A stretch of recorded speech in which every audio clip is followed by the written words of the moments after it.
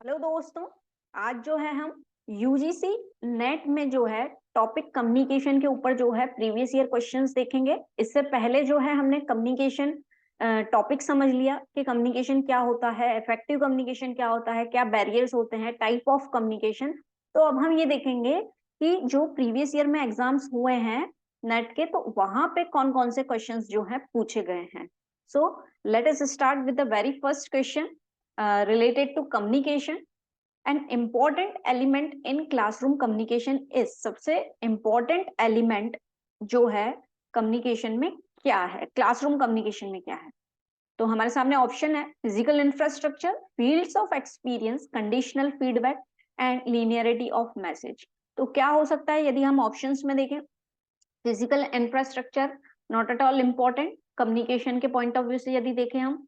Then fields of experience definitely अगर classroom communication है and यदि वहां पे एक्सपीरियंस है जो आपसे बातचीत कर रहा है, तो जो है वहां पर जो है एक इफेक्टिव कम्युनिकेशन बिल्टअप हो सकता है। तो this can be the option correct.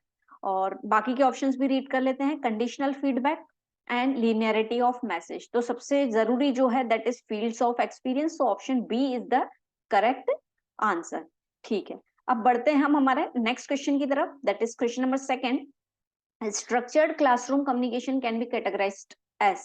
जो स्ट्रक्चर्ड क्लासरूम कम्युनिकेशन है उसको हम किस तरीके से कैटेगराइज करेंगे।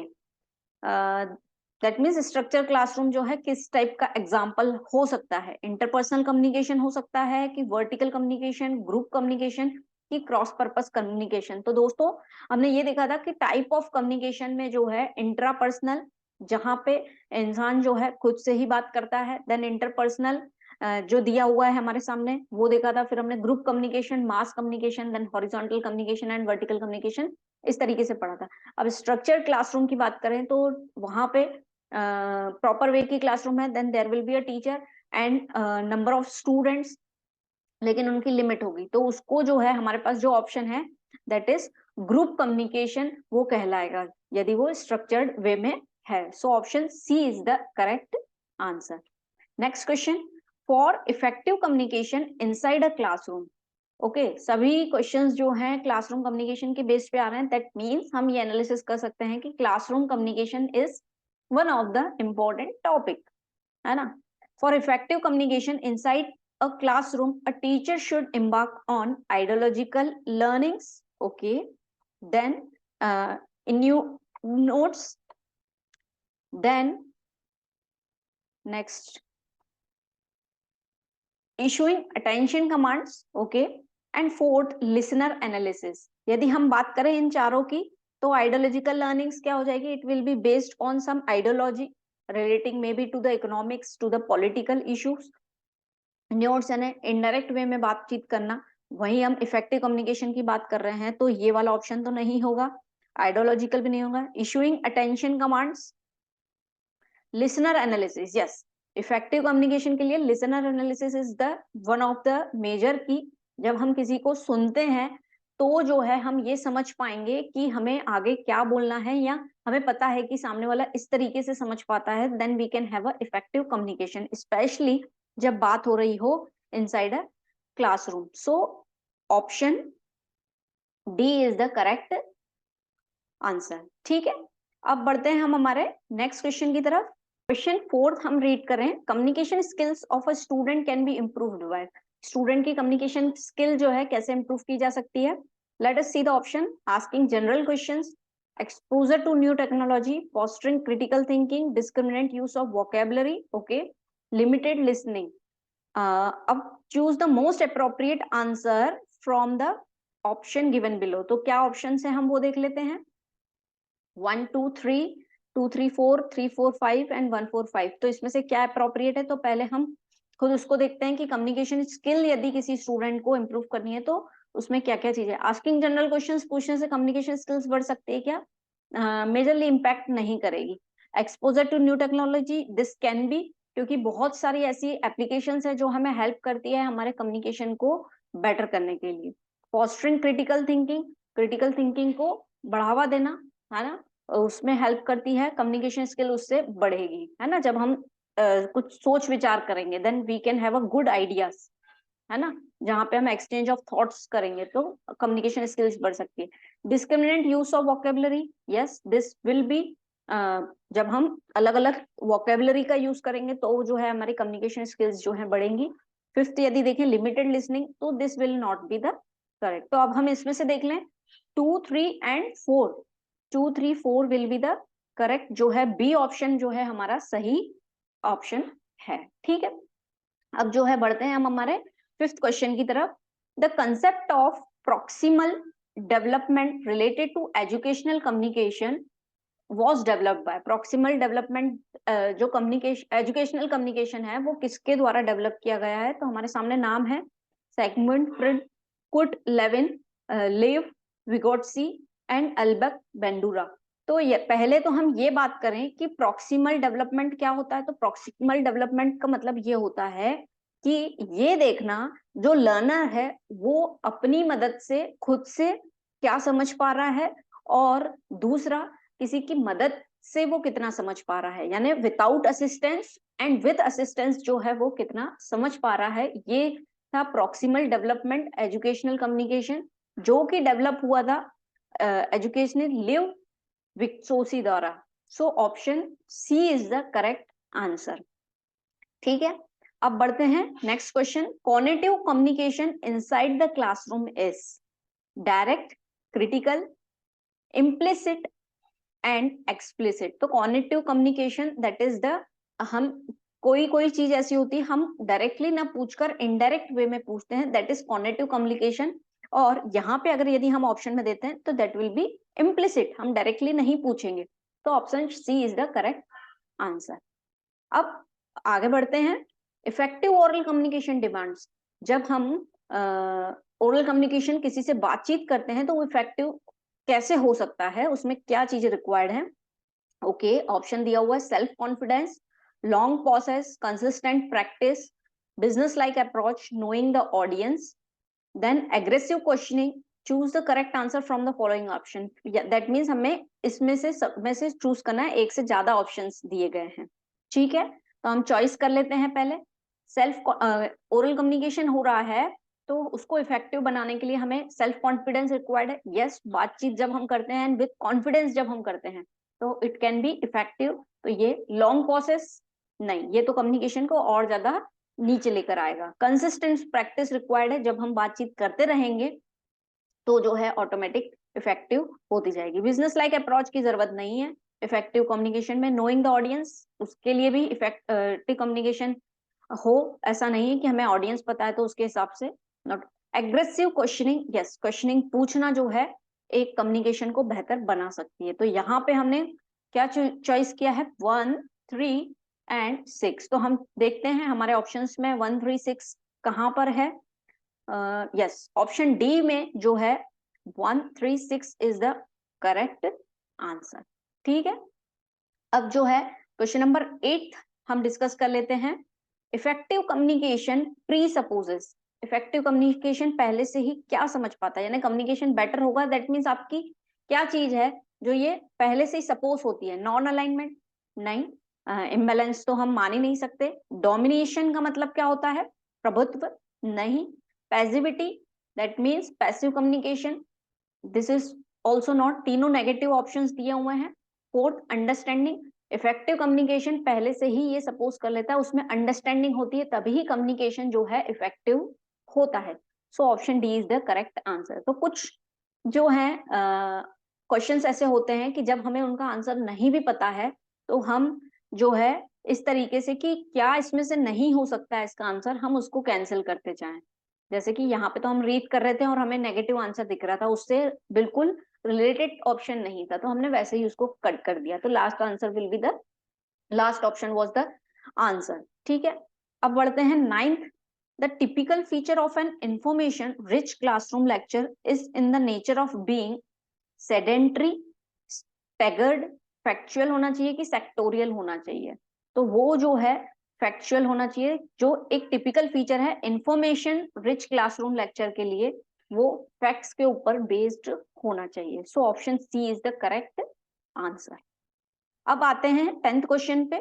Positive classroom communication leads to, positive classroom communication कैसे हो सकता है, कोएरेक्शन से, सबमिशन से, कन्फ्रंटेशन से, परसुएशन से। तो कोएरेक्शन से तो नहीं होगा, इनडायरेक्ट टॉक से नहीं होगा, सबमिशन तो ऑप्शन ही अलग अलग दिया हुआ है, कन्फ्रंटेशन यानी सामना करना गलत, परसुएशन मनाने से जो है पॉजिटिव क्लासरूम कम्युनिकेशन जो है बेहतर हो सकता है। So option D is the correct. Question number 11, classroom communication is the basis of social identity, external identities, biased passivity and group aggression।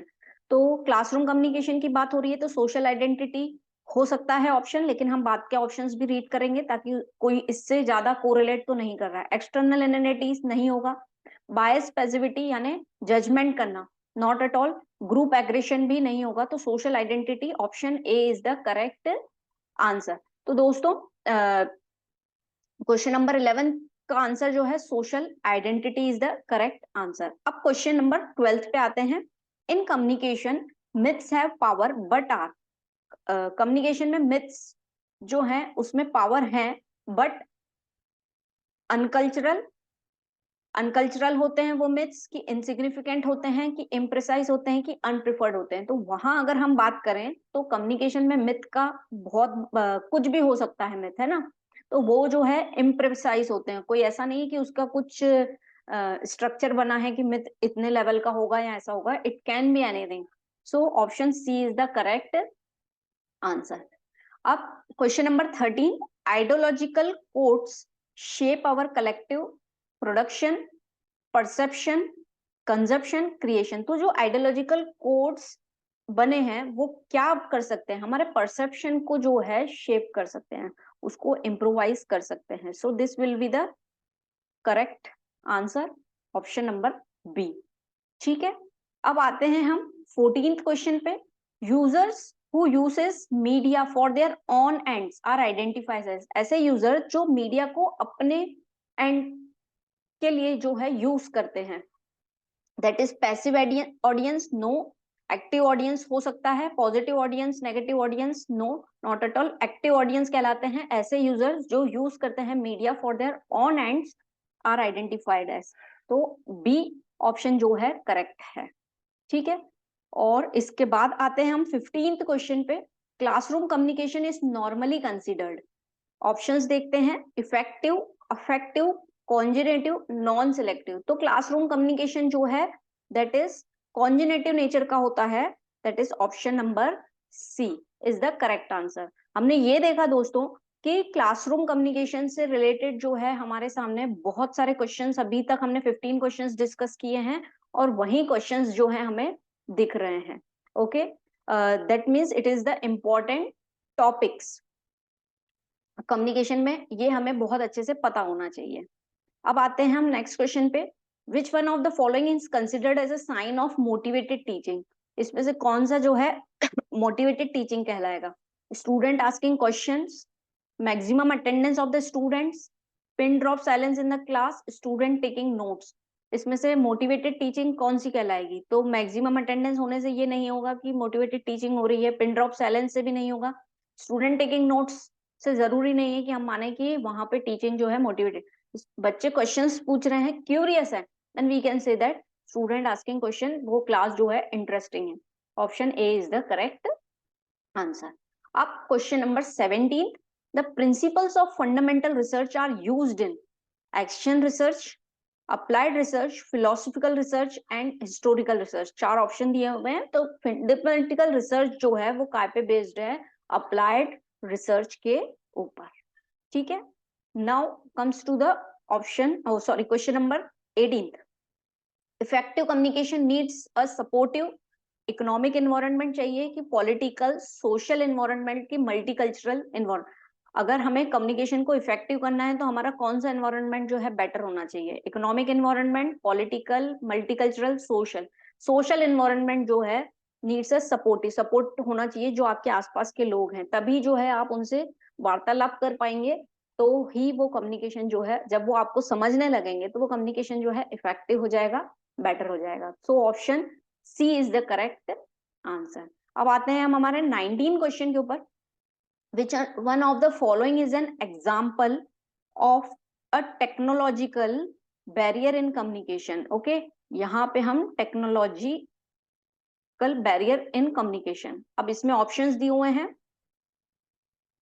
Technological barrier क्या है कम्युनिकेशन में? Complexity of ideas, low bandwidth of internet, personal attitude towards technology, physical location of communication. Okay, हम फिर से एक बार question read करते हैं। विच अन of the following, इनमें से कौन सा जो है एग्जाम्पल है जो कि टेक्नोलॉजिकल बैरियर बनता है कम्युनिकेशन में? तो टेक्नोलॉजिकल बैरियर तो यही हो सकता है, पर्सनल एटीट्यूड टुवर्ड्स टेक्नोलॉजी, हमारा क्या एटीट्यूड है टेक्नोलॉजी को हम कैसे लेते हैं, पॉजिटिव लेते हैं कि नेगेटिव लेते हैं, तो ही हम समझ पाएंगे कि कम्युनिकेशन में उसका इंपॉर्टेंस है कि नहीं है। तो option C is the correct option. अब आते हैं हम हमारे क्वेश्चन नंबर 20 पे।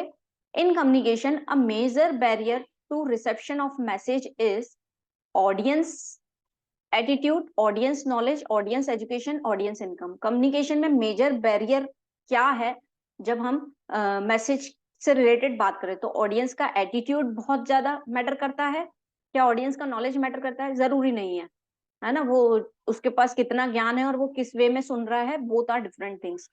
ऑडियंस का एजुकेशन कितना है, ऑडियंस की इनकम, एजुकेशन थोड़ा बहुत मैटर करेगा, बट ऑडियंस का एटीट्यूड जो है वो मैटर करेगा।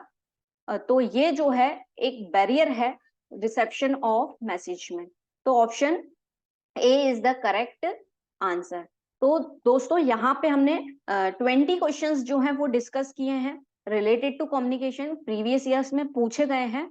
अब हमने यहाँ पे दो चीजें मेजरली देखी कि टॉपिक हमें जो दिखे मेजरली कहाँ पे, एक तो हमने देखा क्लासरूम कम्युनिकेशन से रिलेटेड बहुत सारे क्वेश्चंस थे, और दूसरा जो है इफेक्टिव कम्युनिकेशन के ऊपर जो है बहुत सारे क्वेश्चंस पूछे गए हैं। तो प्रीवियस ईयर क्वेश्चंस को सॉल्व करने का एक एडवांटेज यही है कि हमें आइडिया हो जाता है कि कौन से टॉपिक से क्वेश्चंस जो हैं जनरली पूछे जाते हैं, दैट मीन्स कौन सा ट्रेंड चल रहा है, दैट मीन्स एग्जामिनर कौन सा टॉपिक को ले रहा है। तो ये बेटर है कि हम प्रीवियस ईयर क्वेश्चंस को सॉल्व करें, और उसके लिए जो है आई कैन सजेस्ट यू कि हम ओसवाल बुक्स को जो है आप रेफर कर सकते हैं। मैंने बुक देखी है, it is a good kind, उसमें हर तरीके की चीजें हैं। आपको question paper, solve question paper है प्रीवियस ईयर के, बहुत सारे क्वेश्चंस दिए हुए हैं प्रैक्टिस के लिए। एक टेक्निक बहुत अच्छी है वहां पे, जैसे पर्टिकुलरली कोई हम टॉपिक पढ़ रहे हैं, है ना, तो उससे रिलेटेड पहले उसका पूरा आपको बेसिक नॉलेज दिया गया है, फिर उससे रिलेटेड ऑब्जेक्टिव्स दिए गए हैं, एमसीक्यूज दिए गए हैं सॉल्व करने के लिए, और एक डेमोक्रेटिक वे में हमें समरी दी गई है उस टॉपिक से रिलेटेड। दैट मीन्स वो हमें कहाँ काम आएगी, जब हम एंड टाइम पे जो है लास्ट मोमेंट पे जो रिविजन्स करते हैं वो हमें हेल्पफुल रहेगा। दैट मीन्स हमें अलग से नोट्स बनाने की जरूरत नहीं पड़ेगी। आई थिंक मेरे पास है, मैं आपको दिखा सकती हूँ book. Here it is Oswal book, ये आपको दिख रही होगी, और इसमें जो है बहुत ही सिस्टमेटिक वे में है, जिसको मैं थोड़ा सा कंटेंट वे में आपको बता देती हूँ कि सबसे पहले तो उन्होंने एक्सपर्ट टिप्स लिखी हैं। ओके, ये आप खुद ही देख लेंगे। उसमें फिर इसके अलावा यूजीसी का basic pattern and eligibility criteria analysis दिया हुआ है, जो यूजीसी नेट के एग्जाम हुई है उस बेसिस का। ओके, फिर क्या दिया हुआ है, सॉल्व पेपर दिए हुए हैं आपको, 2 पेपर्स दिए गए हैं सॉल्व वे में जो पूरे पूछे गए थे। इसके बाद जो है चैप्टर्स दिए गए हैं अलग अलग, teaching aptitude, research, communication, comprehensive, और उनको एक्सप्लेन किया गया है। मुझे पर्सनल लेवल पे अच्छी लगी बुक। अगर बात करें कि हम उसको रेफर कर सकते हैं क्या, तो डेफिनेटली कर सकते हैं, क्योंकि इसमें इसका जो पैटर्न है, शॉर्ट समय में हम बहुत कुछ कवर कर रहे हैं। हमें पहले तो कंसेप्ट क्लियर हो रहा है, और उसके बाद जो है उसके बेस्ड पे हमें क्वेश्चंस भी मिल रहे हैं कि कौन से क्वेश्चंस आए थे, और इसके अलावा हमारे पास पेपर्स हैं, और इसके बाद लास्ट में जो है सैंपल क्वेश्चन पेपर दिए गए हैं, पेपर फर्स्ट एंड सेकंड। तो इस तरीके से जो है पूरा कंटेंट्स है, जो कि बहुत ही रिफाइंड वे में है। इसकी लैंग्वेज यदि मैं बात करूं तो language is also good, understandable. तो आप चाहें तो रिफर कर सकते हैं, और यदि आपको लेना हो तो I will put the link in the description box, आप वहां से परचेज भी कर सकते हैं। तो यहाँ पे जैसे हमने 20 क्वेश्चंस देखे, आगे फिर हम मिलते हैं किसी नेक्स्ट टॉपिक के साथ और प्रीवियस क्वेश्चंस डिस्कस करते हैं। With this, thank you for this session.